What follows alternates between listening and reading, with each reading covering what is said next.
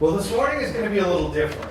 I love to teach the Bible, and normally I take a passage and I teach through the passage, but we're going to do things a little differently this morning, and so if you'll just bear with me and humor me, we're not actually going to do that. Well, there'll be scripture, but what we're going to do is look at the testimony of astronauts. So I don't know if you find astronauts cool or not. I do. And what started out a few years ago was a question that I had in my mind, wondering what happens to someone when they go to space and they get to view creation from a completely different perspective. And I wondered if this had a spiritual impact on the people who had been there. And that led to some research, and the answer is yes, it does. And so we're going to look at that this morning, and so I've entitled it The Heavens Declare, because I don't know about you, but whenever I look up into space on a clear night in the summer, I cannot help but think of Psalm 1. The heavens declare the glory of God. Or maybe David in Psalm 8, when I consider your heavens, the work of your fingers, the moon and the stars which you have set in place, what is man that you are mindful of him, the Son of Man that you care for him? We live in a world that seems to have this attitude that you can believe in God or you can believe in science, but not both. That in some way people think they are mutually exclusive. It's typified by the attitude of Richard Dawkins, evolutionary zoologist and author, who has said, "It is absolutely safe to say that if you meet somebody who claims not to believe in evolution, that person is ignorant, stupid, or insane, or wicked, but I'd rather not consider that." He's also said the idea of a divine creator belittles the elegant reality of the universe. So I want to put these thoughts to the test this morning. I want to put these assertions to the test because I think Richard Dawkins has really just said out loud what many people have thought. Does the idea of a divine creator belittle the elegant reality of the universe? Or is the opposite true, that the elegant reality of the universe testifies to the fact that there is a divine creator? So we're going to investigate that this morning. I would like to let the elegant reality of the universe speak. One of the things that NASA is excellent at is photography. And right from day one, they have taken stunning photos of space. And I believe have been used by God to testify to his glory through them.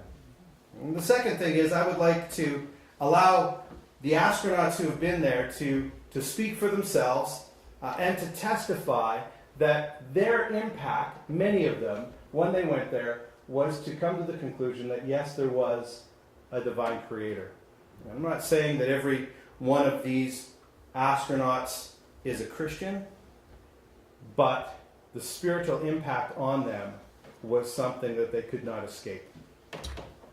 Maybe we should start with one of the men who made it all possible, Wernher von Braun, the father of rocket science, the head of the U.S. space rocket program, said, "The evidences of a creator are so overwhelming, I just can't envision this whole universe coming into being without something of a divine will. I cannot envision the creation without the concept of a creator." You can insert your "it's not rocket science" joke here. Suffice it to say you don't get your picture on the cover of Time magazine by being ignorant, stupid, or insane.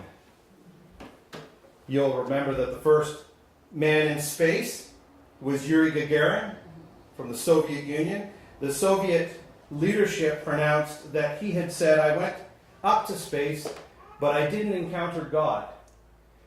Unfortunately, that's not true. Gagarin never said that. That was actually said by the Soviet premier at the time, Nikita Khrushchev, in line with the official atheistic Soviet line. A friend of Yuri Gagarin's, General Valentin Petrov, who's a professor at the Russian Air Force Academy, said no, he was a baptized faithful throughout his whole life as part of the Russian Orthodox Church. He said he always confessed God whenever he was provoked, no matter where he was.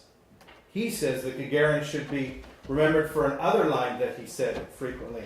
An astronaut cannot be suspended in space and not have God in his mind and in his heart. Isn't that interesting? Well, if you were around back then, or if you are a space buff like me and have followed it after the fact, you know that there was a space race at one time between the Soviet Union and the United States. And you know probably that the United States, NASA, was in a bit of a catch-up mode. The Russians would always beat them to it, always getting there first. And so Gagarin was the first man in space, the first American to orbit the Earth was John Glenn. On February 20th, 1962, he flew in Friendship 7.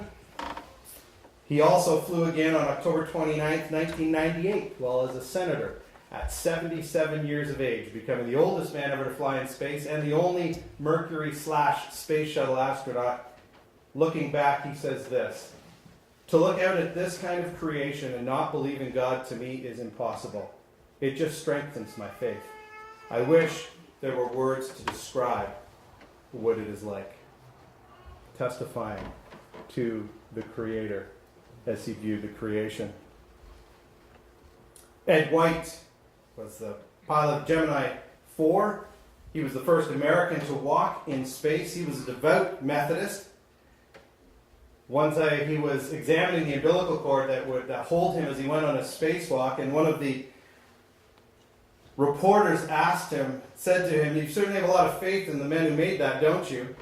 And White, Christian as he was, wasn't about to pass up that opportunity. He said, "No, I have faith in someone much greater, or else I wouldn't be walking in space at all."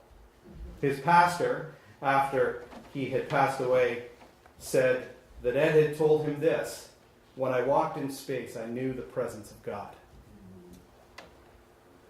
Frank Borman served as commander of Apollo 8. Apollo 8 was the first mission that went around the moon and returned back to Earth. He and his comrades were the first people to ever view Earth from such a distance. He said, "I had the enormous feeling that there had to be a power greater than any of us, that there was a God, that there was indeed a beginning." He also said, "I didn't see God, but I did see the traces of his presence." It was December 24th, 1968, when they were in orbit, that they broadcast back to Earth a special Christmas Eve telecast. It was the most watched television broadcast at that time of all time. And the crew of Apollo 8 took turns reading from the book of Genesis. That was their Christian Christmas message to the people back on Earth. Now, if you were there at the time, it looked something a little bit like this. Grainy black and white footage shot through the command module window. But this is what it sounded like. We are now approaching lunar sunrise, and for all the people back on Earth, the crew of Apollo 8 has a message that we would like to send to you. In the beginning, God created the heaven and the earth. And the earth was without form and void, and darkness was upon the face of the deep. And the Spirit of God moved upon the face of the waters. Well, that was controversial even at the time. Famous atheist Madeleine Murray O'Hair responded by suing the United States government, alleging a violation of her First Amendment rights. The suit went all the way to the Supreme Court, which tossed it out due to lack of jurisdiction. They were, of course, orbiting the moon at the time, so good to know that there was still some common sense back then. And of course, who can forget July 20th, 1969, when Neil Armstrong, commander of Apollo 11, first stepped foot on the moon and uttered those famous words, "That's one small step for man, one giant leap for mankind." Later, before a session of Congress, he would say, "To those of you who have advocated looking high, we owe our sincere gratitude, for you have granted us the opportunity to see some of the grandest views of the Creator." And what many people don't know is that on that Apollo 11 mission that landed on the moon, one of the first acts that was done was the celebration of communion.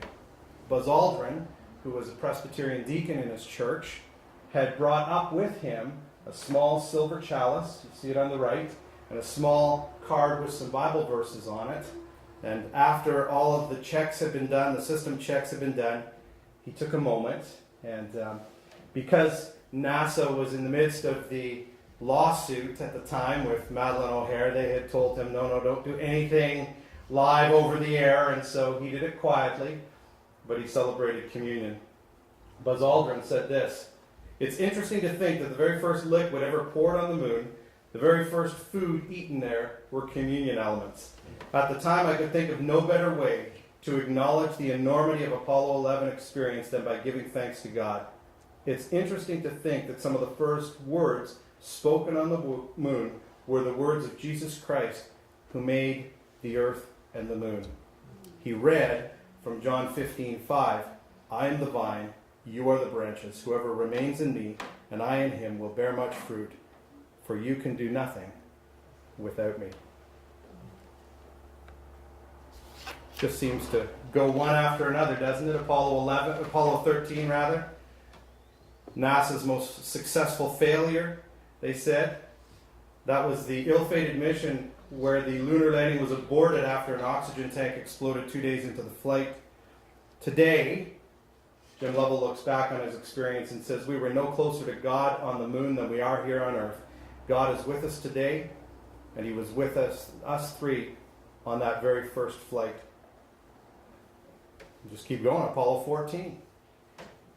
Edgar Mitchell was the lunar module pilot of Apollo 14. He said, "As a result of my experiences in space, any doubts that I had about the universe being a divine creation evaporated, to be replaced with the certainty that the physical universe and its creatures are the result of divine thought and purpose." Now, what people don't know about something special that happened on Apollo 14 was that Edgar Mitchell brought down with him to the moon's surface rather, the first Bible that ever appeared on the moon. It was a small microfilm version of the Bible called the First Lunar Bible. It had actually been there 3 times. They had tried to land one on the moon on Apollo 12, but a mistake in the log of what was supposed to be where meant that it didn't actually make its way into the lunar module. It stayed in the command module. It went again on Apollo 13, but of course we know what happened to Apollo 13, and finally Edgar Mitchell was able to bring it down. That was the result of the work of Chaplain John Maxwell Stout, Reverend Stout, and the Apollo Prayer League that had set out as their goal to fulfill the wish of one of the astronauts, Ed White, who had died in Apollo 1. Ed White, who we already saw was the first American to take a spacewalk, had said, "I want to land a Bible on the moon." And so after he died, Reverend Stout and the Apollo Prayer League took up that goal to land a Bible on the moon, and with Apollo 14, that was accomplished. Apollo 15. James Irwin is perhaps the most outspoken Christian among all of the early astronauts. Maybe you've read his biography, maybe you've heard of his work. He became a Christian when he was 11 years old, but he never really talked about his faith publicly. In fact, it wasn't until after his experience on the moon with Apollo 15, when he was the 8th man to land on the moon, that he actually started to be emboldened to speak about his faith publicly. He said, "The hours I spent on the moon were the most thrilling of my life, not because I was there, but because I could feel the presence of God." And when he returned, he talked about all of the problems that they had on Apollo 15 and how he would pray, and then the problem would seem to resolve itself.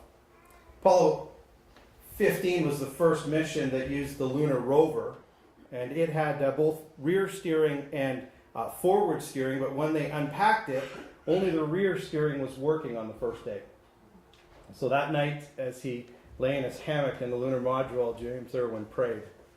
So, Lord, would you just fix that? And they got up the next morning and went out, and today they say mysteriously, the steering was working perfectly. In fact, Dave Scott, the commander, joked that NASA must have sent up some of their technicians overnight to fix the steering on the lunar rover. During the third day, when they were coming back, they were looking at the mountains. Apollo 15 was the first mission that didn't go to the plains, that actually went to a mountainous region known as Hadley Rill. And as they were driving around, they were just gushing about how beautiful it was to view. And it was during that time that James Irwin took the opportunity to quote a Bible verse. If you've ever seen the footage, this is what it looked like and sounded like. Oh, what a big mountain that Hadley is. Yeah, it's beautiful. Sun is really fierce. Oh, look at the mountains today, Jim, when they're all sunlit. Isn't that beautiful? It really is. My golly, that's just super. You know, unreal. Hey, I'm reminded of a favorite biblical passage from Psalm. I look up to that hill from whence cometh my help. But of course, we get quite a bit from Houston, too. The end of their mission, they parked the lunar rover and some ways away from the lunar module, and they turned the camera to tape to record the blast off from the moon. As a final act, Dave Scott left a red Bible on the control panel of the lunar module. He took this picture. You can still see it there, just creeping up from behind there. So yes, there is a red leather Bible sitting on the lunar rover today of Apollo 15 somewhere on the moon. Charlie Duke is another astronaut who is an outspoken Christian. Charlie didn't come to Christ until after he returned from his mission, but his experience there really impacted him. Charlie has an interesting Northern Ontario connection too, because it was Apollo 16 that came to Sudbury to train. Some of you may remember that. Charlie Duke said this, the moon, talking about the moon, he said, "It had a stark beauty about it. The moon to me was incredibly beautiful. Now that I'm a believer, in my mind I can see that sight and proclaim as the psalmist did, the heavens declare the glory of God, the sky proclaims the work of his hands." And of course, the last mission to the moon was Apollo 17. Gene Cernan, the commander, said this, "It was just too beautiful to have happened by accident. There has to be somebody bigger than you and bigger than me. And I mean this in a spiritual sense, not a religious sense. There has to be a creator of the universe." Are you starting to get it? Time and time, person after person who stepped on the moon looked at the beauty of creation and was driven to the conclusion that there had to be a creator. Of course, that happened at a time when the United States, at least, was a Christian country, so some might say, well, that was what they were conditioned to. What about astronauts today? What about astronauts in the space shuttle program and with the International Space Station? Well, we'll just continue. Guy Gardner, space shuttle pilot on some of the early missions, said this, "In space, I had a great appreciation for creation because I have a relationship with the Creator." Mike Good was a mission specialist on STS 125 and 132. But one of the things that happens on a space shuttle mission, or happened on a space shuttle mission, is that they would wake the astronauts up every morning with a morning wake-up call. That was usually a song that they would play through to them to wake them up that was chosen by family or friends on Earth. On STS 125, Mike Good, his wake-up call included the song "Alive Again" by Christian worship singer Matt Maher. He replied, "I thank God for this opportunity to view the glory of his creation from the perspective." And thanks to Matt Maher for that song, "Alive Again," that we hear all the time on the Christian radio station here in Sudbury. Similarly, Commander Rick Husband, when he had his wake-up call, it was the song "God of Wonders." And he replied, "Boy, looking out the window, you can really tell he is the God of wonders. And we sure appreciate being able to take a look out and enjoy the view." Rick's faith was well known through the astronaut corps. He often signed his autograph with Proverbs 3:5-6 as life verses. He was the commander of that ill-fated Columbia mission, which disintegrated on re-entry on February 1st, 2003, killing all 7 astronauts. Before he left, he had left a message on his pastor's answering machine to be read if he died. He said, "Tell them about Jesus. He means everything to me." Patrick Forrester, mission specialist. He's another born-again astronaut. He's been to space 3 times. After one of his spacewalks, he said this: "I remember being out there on the spacewalk, and it's just your body out there and the Earth going by the way it is, just amazed by the beauty of the Earth in ways you couldn't experience it inside. I just recognized that God is creator." You may remember the 5 American missionaries who were murdered in 1956 by the Auca or Waodani people. You remember that Nate Saint was the pilot with Mission Aviation Fellowship, and it was on STS-128 that Patrick Forrester brought a fragment from the plane up with him into space so that the plane could fly again. Jeffrey Williams spent 6 months aboard the International Space Station in 2006. He said, "When one views the Earth from the orbit through the window of a spacecraft for the first time, and perhaps most every time, it is normal to be struck by the obvious reality that Earth is a ball in the vastness of space. It is one thing to know that academically, quite another to view it. God really does suspend the Earth on nothing." Job 26, verse 7. Jeffrey is a photographer, and during his 6 months up there, he took more photographs of Earth than any astronaut ever has. He's put them together in his book called The Work of His Hands. Just photos of God's creation testifying to his glory. Jerry Ross holds the record for the most trips to space as a veteran of Space 7 missions. He's had ample time to view Earth from space. He says this: "What a tremendous vantage point from which to view God's beautiful creation we call Earth. Then God looked over all he had made, and it was excellent in every way," Genesis 1:31. "I have no problem combining science and my faith. I find it impossible to believe that everything I saw from space was created without God. Science explains many things. We understand more about the universe every day, but there are things that science will never explain. To me, that is evidence of God's infinite wisdom and power." You know, Twitter is an amazing website that allows ordinary people like me to talk to people who have done some pretty amazing things. And so I took the opportunity to send a message to Mike Fossum, who is the commander of Expedition 29, and he's been to space numerous times, and I simply just asked him, "How have your experiences in space impacted your faith in the Creator?" His response to me was this: "It's inspiring to see creation from his point of view." And of course, our own Chris Hatfield, in a question and answer time with readers from the Globe and Mail, he said this: "When you're strapped into the shuttle and waiting for it to launch, you certainly reflect on your faith. And as with all intense moments of this kind, you hope that God is with you because you really need him. I have to say that when I arrived in space after the wild ride that took me there and first looked down on the majesty and beauty of planet Earth, I experienced a quiet but very strong conviction that God does exist." So why all these quotes from astronauts? Well, I hope, first and foremost, that they give glory to God. That's my first hope. That all of these pictures that you've seen of stunning photography of God's glorious creation just cause us to look and go, wow, the heavens really do declare the glory of God. And the fact is that these astronauts have traveled further than any of us have. They have viewed Earth and the moon from perspectives that we never will, that we can only vicariously through their photography.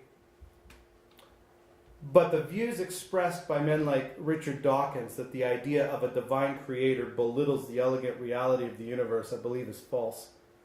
And the fact is that many of the men and women who've been to space have testified that they were profoundly impacted by their belief that there had to be a designer.